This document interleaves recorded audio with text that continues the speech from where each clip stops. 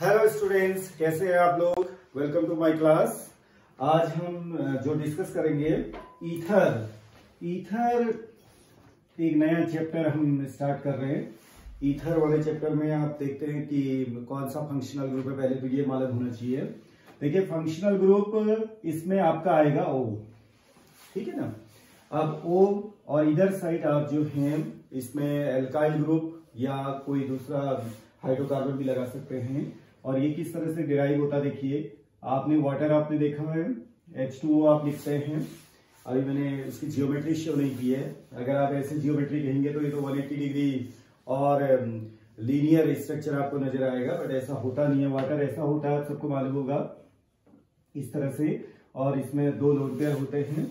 आप वाटर में दोनों हाइड्रोजन को अगर आप रिप्लेस करते हैं, दोनों हाइड्रोजन को हम रिप्लेस कर लेते हैं, देखिए R, तो इसको बोलते हैं ईथर।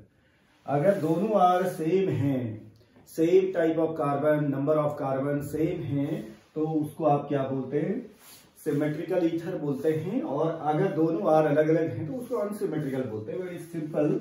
जैसे एग्जांपल ले लेते हैं, CH3O CS3, this is symmetrical ether. और अगर दोनों अलग अलग हैं, suppose let example CH3O C2H5, this is unsymmetrical ether. तो one is symmetrical, other one is unsymmetrical ether. अब इसको किस तरीके से इसका नॉमेनक्लेचर किया जाएगा वो मैं आपके सामने बताता हूं कि कैसे इसको नॉमेनक्लेचर करेंगे। देखिए, जो IUPAC के नॉमेनक्लेचर हैं और जो कॉमन सिस्टम जो नॉमेनक्लेचर में यूज किए जाते हैं उसको भी मैं बताऊंगा। तो पहले आपको बताते हैं कि जैसे सपोज करें नॉमेनक्लेचर में कॉमन सिस्टम अगर हम यूज करें CH3O CS3 तो दोनों R ग्रुप देखिए मिथाइल ग्रुप हैं, तो आप क्या लिख सकते हैं, देखो डाई मिथाइल ईथर। O के लिए आप ईथर वर्ड यूज करते हैं, तो कॉमन नेम तो ये सिंपल है, डाई मिथाइल ईथर, ये वर्ड यूज किया जाएगा। But in case of IUPAC में क्या किया जाता है, जो ऑक्सीजन है उसको जो है किसी एक R ग्रुप के साथ मिक्सअप कर दिया जाता है। लेकिन आप क्वेश्चन ये अराइज होता है कि किस R ग्रुप के साथ में उसको मिक्सअप करेंगे। जो स्मॉलर R ग्रुप होगा, यानी कि नंबर ऑफ कार्बन जिसके साथ में कम होंगे, उसको जो है ऑक्सीजन के साथ में क्या कर दिया जाता है, मिक्सअप कर दिया जाता है।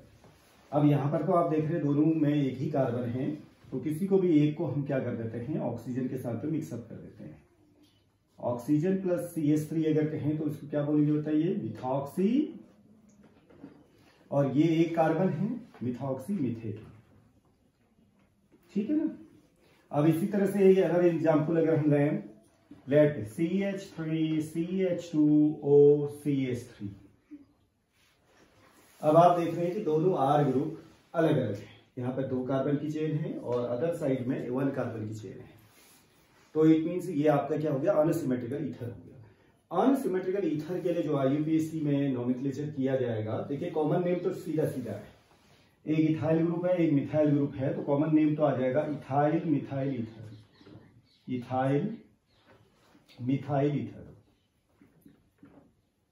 अब इथाइल हमने पहले लिखा है अल्फाबेटिकली, ये पहले आया, मिथाइल में M है वो बाद में आया, तो उसको बाद में लिख दिया, ठीक है। नाउ IUPAC में क्या बोला जाएगा, देखिए 2 कार्बन की चेन है, इस साइड में 1 कार्बन की चेन है, तो स्मॉलर वाले कार्बन की चेन को आप किसके साथ में मिक्सअप करेंगे, O के साथ में। तो ये क्या आ जाएगा बोलिए, मिथॉक्सी, और ये है आपका इथेन।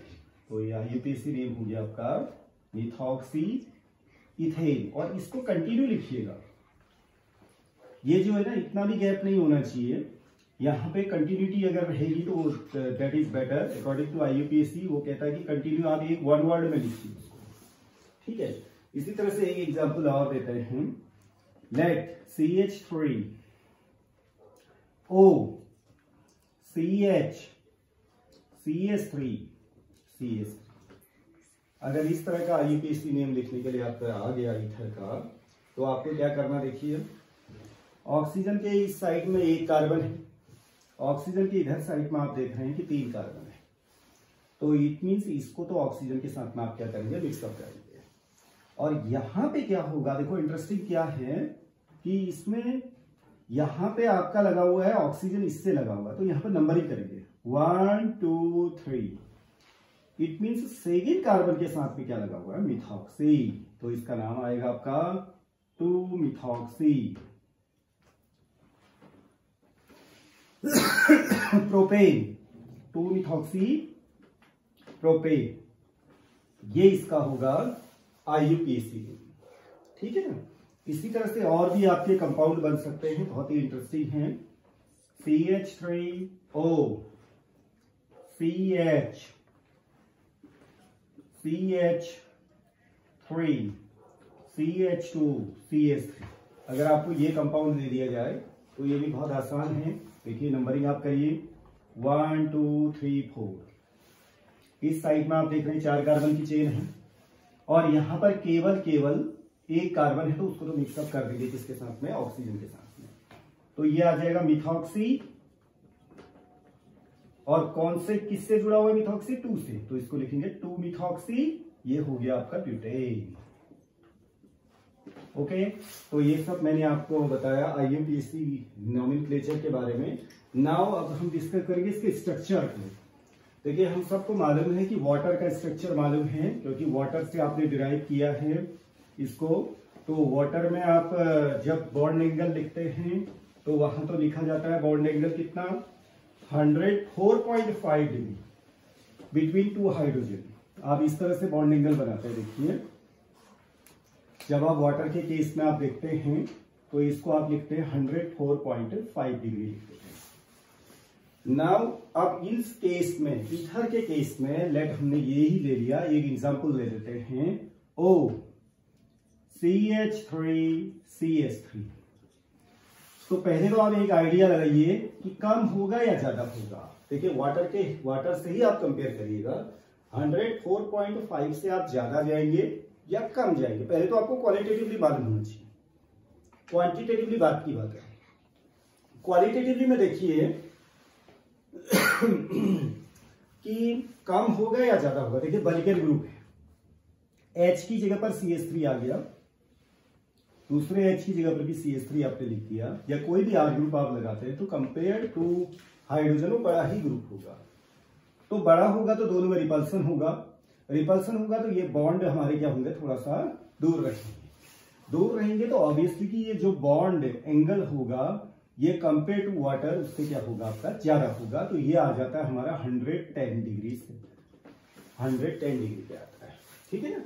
तो ये बॉन्ड एंगल आप देख रहे हैं 110 डिग्री है। नाउ जो बॉन्ड है वो कैसे है, देखिए पहला तो आपको ये क्लियर होना है कि O की हाइब्रिड स्टेट क्या है। देखिए O के साथ में 2 तो जुड़े हुए, देखिए सिग्मा बॉन्ड और 2 लोन पेयर है। ठीक है ना। तो 2 सिग्मा 2 लोन पेयर, टोटल मिला के कितना हो गया, 4 माने क्या हो गया हमारा, ये sp3 हाइब्रिडाइज है। और उसी तरह से अगर आप CH3 की बात करें तो CH3 के साथ पे आप देखते हैं H 1 2 3 और 4 सिग्मा बॉन्ड हैं। तो इट मीन्स ये भी हमारा क्या हो गया, sp3 हाइब्रिडाइज्ड। तो इट मीन्स CO बॉन्ड, ये जो बॉन्ड है ये है sp3 sigma bond, sp3 sigma bond. और अदर जो आपका OC बॉन्ड है वो भी क्या है आपका sp3 सिग्मा बॉन्ड, यानी कि इसमें कितने sp3 सिग्मा बॉन्ड है, 2। ठीक हो गया ना। तो ये स्ट्रक्चर के बारे में हमने इसको डिस्कस किया। बेंच शेप ही होगा, जैसा वाटर में हम V शेप लिखते हैं, इनवर्ट V शेप भी बनाया जाता है ना इस तरह से, तो उसी तरह से यहाँ पर भी स्ट्रक्चर होगा। नाउ प्रिपरेशन में हम जाएंगे, इसकी प्रिपरेशन एल्के ये ईथर की कैसे कैसे इसको बनाया जा सकता है उसको आप देखिएगा। सबसे पहली मेथड तो सबसे इजी गोइंग जो है वो है फ्रॉम एल्कोहल। एल्कोहल का जब हम डिहाइड्रेशन करते हैं तो उससे ईथर गेट किया जा सकता है, डिहाइड्रेशन ऑफ एल्कोहल।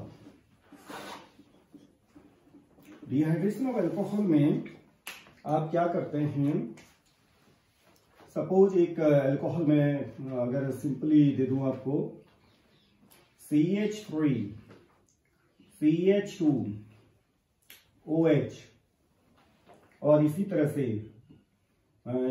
या पहले बिना मैकेनिज्म के मैं दे देता हूं, 2 मॉलिक्यूल्स आप इसके लेते हैं अल्कोहल के, और इसमें H2SO4 की प्रेजेंस रहेगी एसिड जो कि कैटेलिस्ट की तरह काम करेगा, और temperature should be kept at around 140 degree centigrade. इससे ज्यादा नहीं होना चाहिए, क्योंकि अगर ज्यादा हो जाता है तो फिर फॉर्मेशन एल्कीन का हो जाएगा। देखो कितना इंटरेस्टिंग है, टेम्परेचर अगर हाई टेम्परेचर आप लेते हैं तो इससे आप एल्कीन में पहुंच जाएंगे। और अभी मैंने जो अल्कोहल लिया है वो भी प्राइमरी अल्कोहल लिया हुआ है, तो यहां पे बनेगा आपका CH3CH2O, अगेन CH2CH3, और वाटर इसमें से रिलीज हो जाएगा। नाउ इसको थोड़ा सा बैक करके आपको बताते हैं कि किस तरह से ये हो रहा है। ये 2 मॉलिक्यूल आपने लिए, इट मीन से यहां पर हमने क्या करना है, जो अल्कोहल होना चाहिए ना वो एक्सेस ऑफ अल्कोहल होना चाहिए, अल्कोहल की मात्रा ज्यादा होनी चाहिए यहाँ पर, ठीक है ना। एसिड की मात्रा तो वैसे भी एज ए कैटेलिस्ट है तो वो तो बहुत कम आप लेंगे, लेकिन एक्सेस अल्कोहल होना चाहिए, ठीक है ना।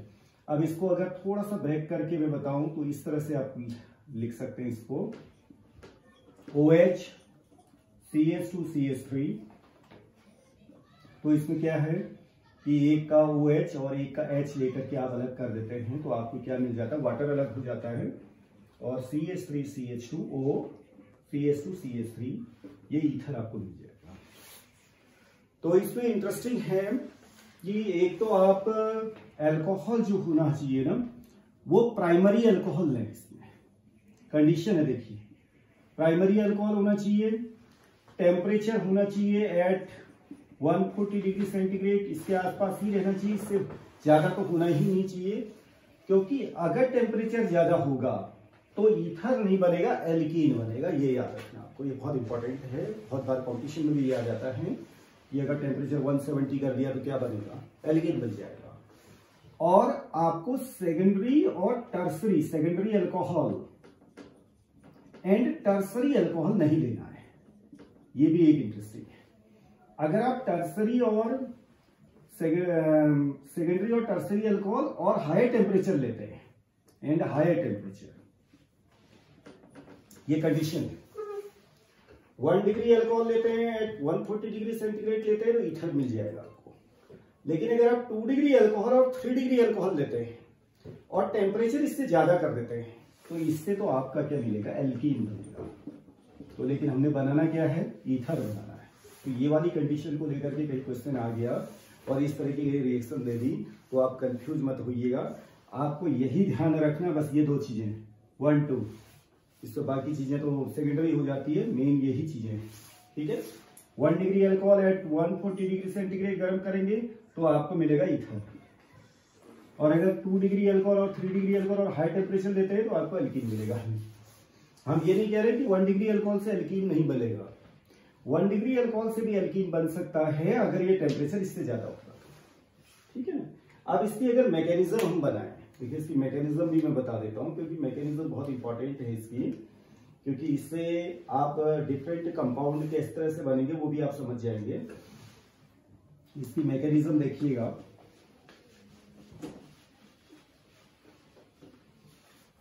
सबसे पहले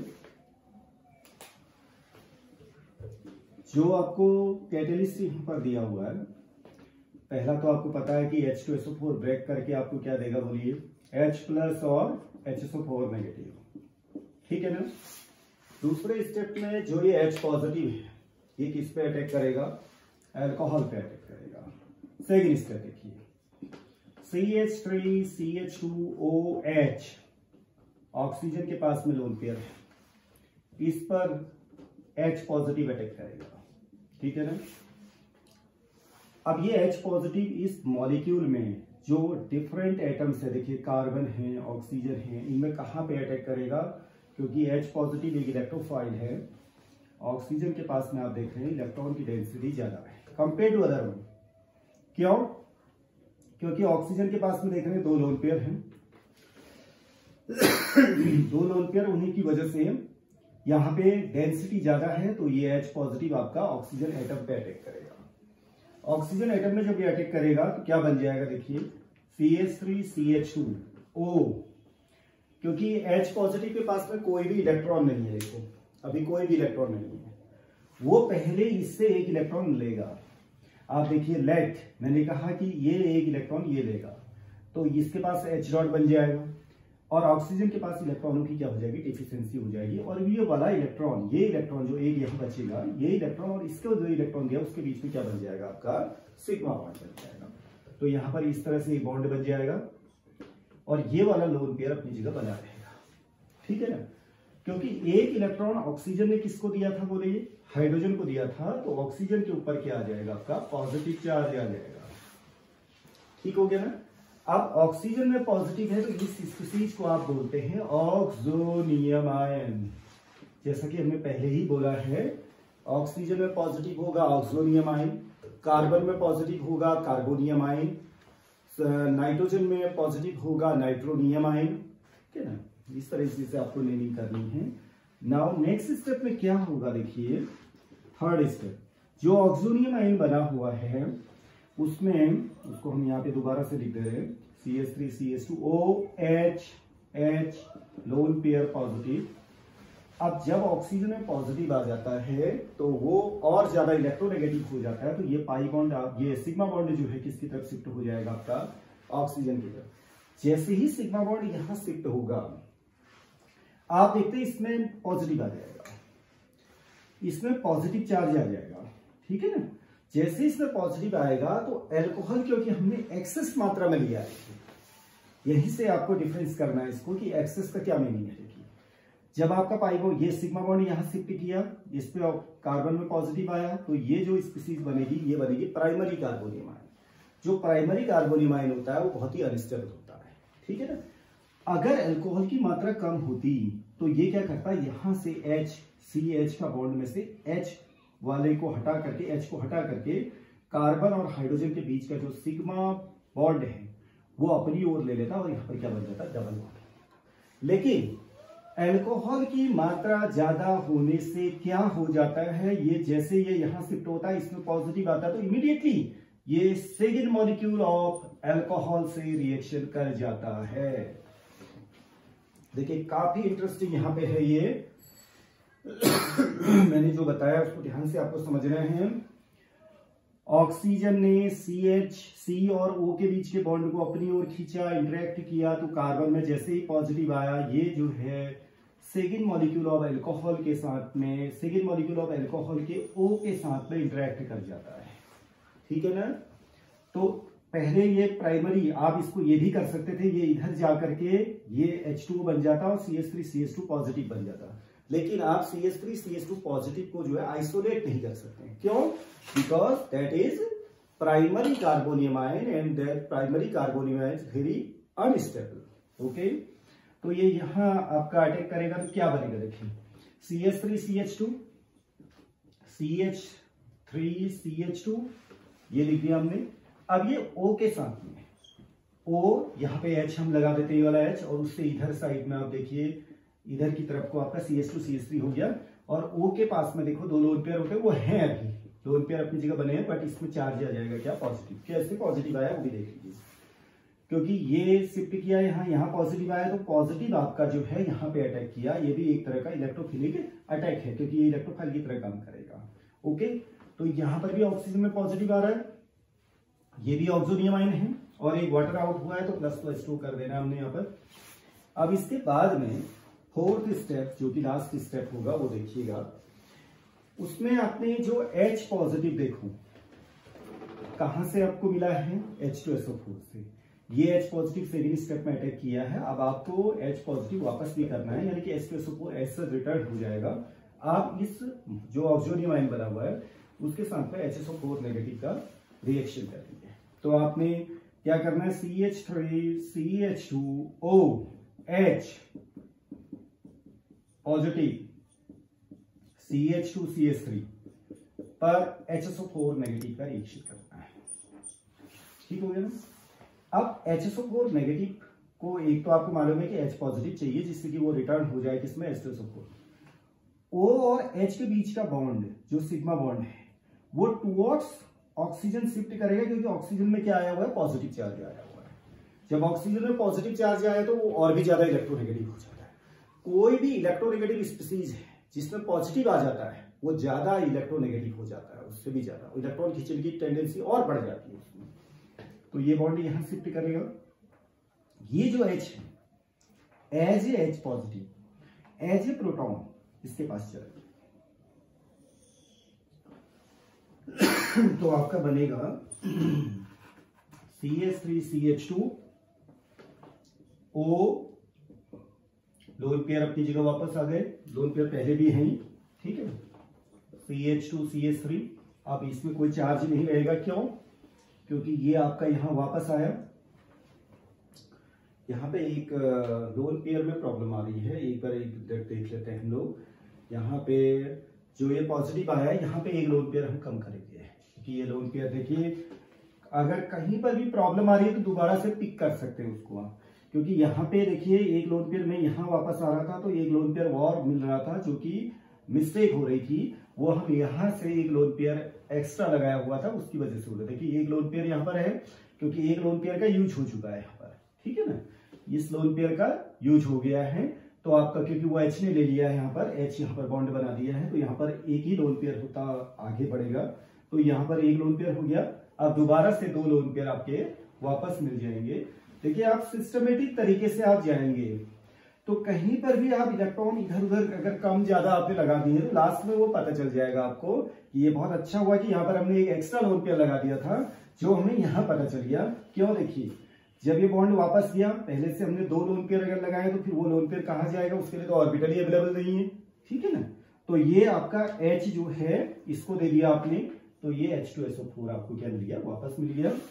तो अब इससे क्या हो गया, देखिए ये जो ईथर बनना था वो हमारा बन गया है, डाई इथाइल ईथर बन गया, ये दो ईथर हो गया और बाकी जो है साइड प्रोडक्ट आपके बने होंगे।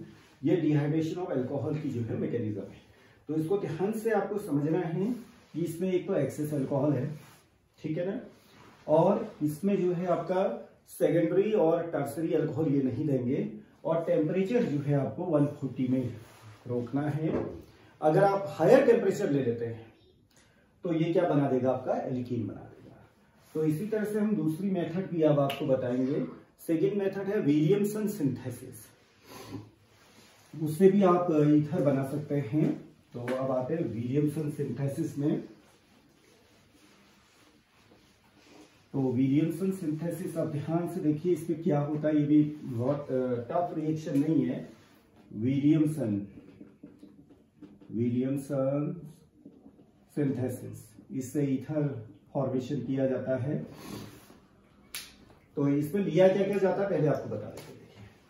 देखिए एक तो सोडियम एल्कोक्साइड लिया जाता है, जैसे सपोज करें RONA कोई ले लिया आपने, ठीक है ना। इसके साथ में आपको एल्काइल हैलाइड लेना होता है, RCl ले लेते हैं, RX कर देते हैं, कुछ भी हो सकता है RX, ठीक हो गया ना। अगर दोनों को अलग अलग करना है तो इसको मैं R' कर देता हूं, ठीक। तो इसमें क्या होगा, देखिए ये सोडियम एल्कोक्साइड है तो O पे नेगेटिव होता है, Na पे पॉजिटिव होता है, इतना तो आप सबको मालूम है, ठीक है। यहाँ पर ये नेगेटिव पार्ट होगा, ये पॉजिटिव पार्ट होगा, तो ये Na पॉजिटिव और X माइनस मिलकर के तो आपका क्या बना देते हैं, NaX प्लस ROR'।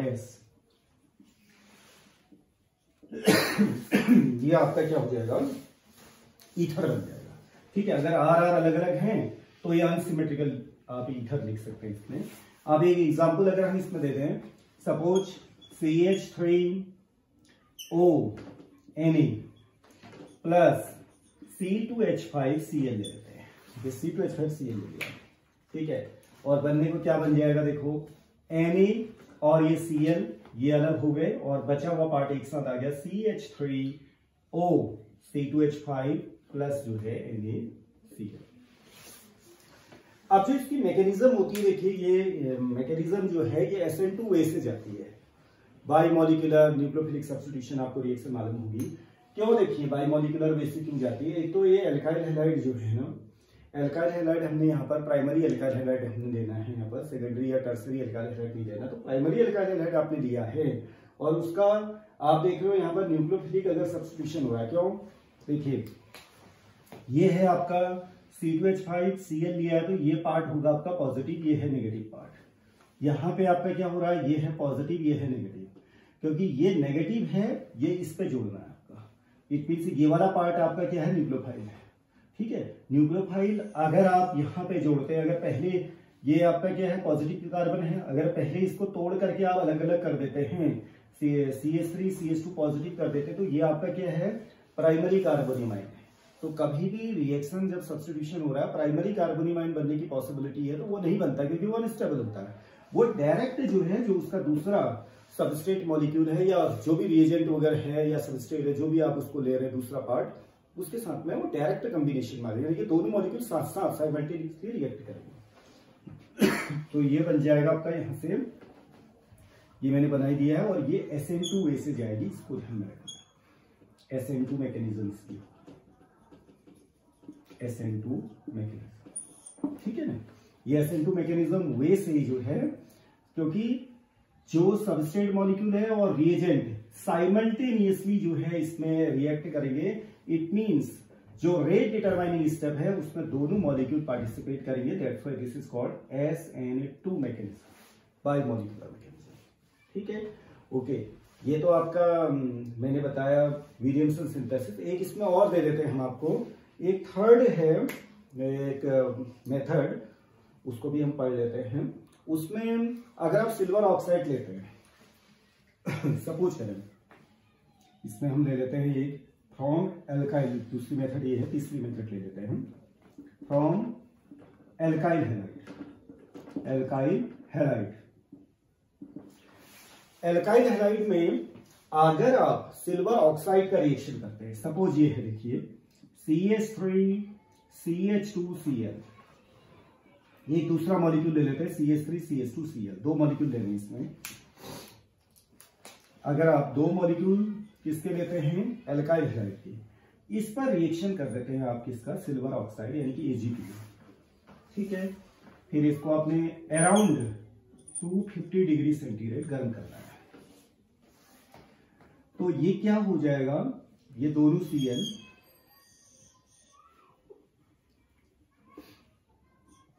और जो सिल्वर है ये इसको आउट कर देंगे Cl को, तो ये बन जाएगा आपका CH3 CH2O CH2CH3 प्लस जो है ट्वाइस AgCl, ठीक है ना। तो इस तरीके से भी जो है आपका ईथर फॉर्म कर सकता है। तो अब नेक्स्ट जो हमारा लेक्चर होगा उसमें हम इसकी फिजिकल और केमिकल प्रॉपर्टीज को डिस्कस करेंगे। Thank you very much.